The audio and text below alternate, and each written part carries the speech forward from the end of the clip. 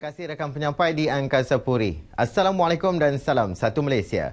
Keputusan kerajaan untuk membuka pintu sempadan Malaysia-Thailand di Bukit Kayu Hitam selama 24 jam bukan sahaja dapat memberi lonjakan terhadap pertumbuhan ekonomi di kawasan setempat, malah menghidupkan kembali pelbagai industri yang agak suram ketika ini.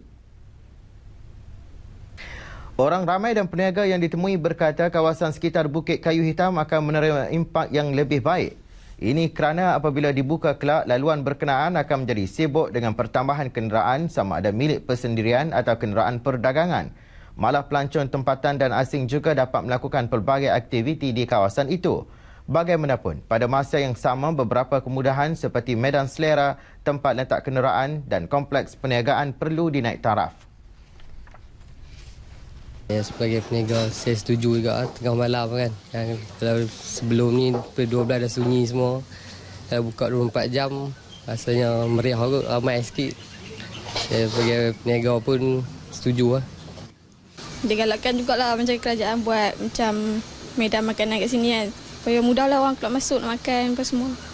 Selesa. Lebih selesa lah. Luas selesa. Macam ni kan kedai-kedai besar je kan. Saya harap kalau komplek ICQS ni buka 24 jam dapat banyak lagi lah peluang pekerjaan kan. Industri sistem ni pun dah 24 jam. InsyaAllah minta pembangunan Bukit Hitam pun berjaya. Pada sidang Dewan Undangan Negeri Dun Kedah Isnin lalu, Menteri Besar Kedah Datuk Seri Ahmad Bashar Mat Hanifah berkata kerajaan negeri bersetuju dengan hasrat Kerajaan Persekutuan supaya pintu sempadan di Bukit Kayu Hitam dibuka 24 jam berbanding 18 jam ketika ini. Pintu sempadan di Kompleks Kastam, Imigresen dan Kuarantin CIQ Bukit Kayu Hitam pada masa ini beroperasi dari jam 6 pagi hingga 12.30 malam. Langkah melanjutkan operasi pintu sempadan itu telah mendapat persetujuan Perdana Menteri pada Mesyuarat Menteri Besar dan Ketua Menteri ke-128 di Putrajaya pada Februari lalu. Langkah itu bagi menggalakkan kemasukan pelancong asing dan mengurangkan masalah trafik di ICQ terutamanya pada waktu puncak.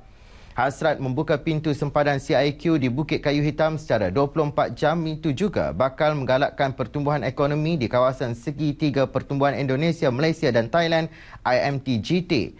Sekaligus sebagai langkah awal untuk mewujudkan zon bebas cukai di atas tanah seluas 2,428 hektar di kawasan itu.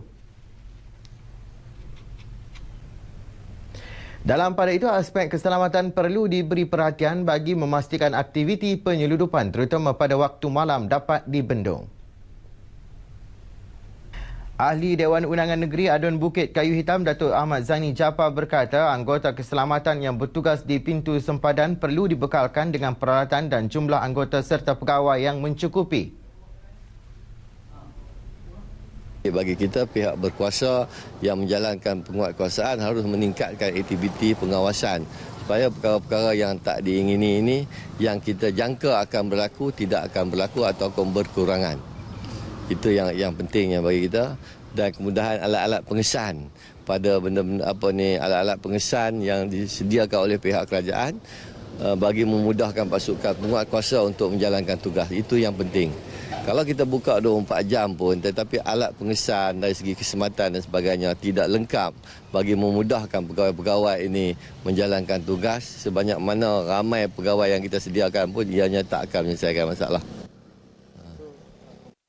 Beliau bercakap kepada RTM selepas melakukan tinjauan di sempadan Bukit Kayu Hitam. Pada masa sama, beliau berharap kemudahan prasarana termasuk stesen bas dan teksi yang lebih baik perlu disediakan bagi memudahkan pengunjung.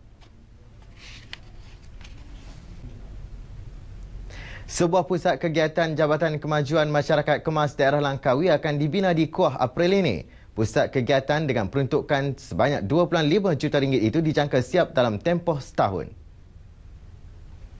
Pengerusi Jadualkuasa Penerangan, Pembangunan Luar Bandar dan Pembasmian Kemiskinan Negeri Kedah Datuk Muhammad Tajuddin Abdullah berkata, peruntukan disalurkan oleh Kementerian Kemajuan Luar Bandar dan Wilayah KKLW dan dilaksanakan oleh Jabatan Kerja Raya JKR.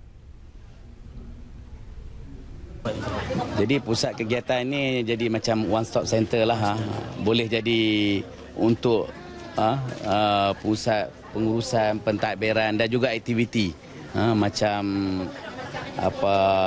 pertandingan dan juga aktiviti seperti macam tadilah masakan, jahitan, aktiviti untuk bagi kemahiran kepada penduduk sini, dan masa yang sama mereka boleh gunakan kemahiran ini untuk menambahkan pendapatan dan juga peluang ekonomi mereka. Beliau bercakap kepada pemberita selepas menghadiri program bersama pemaju masyarakat di Langkawi.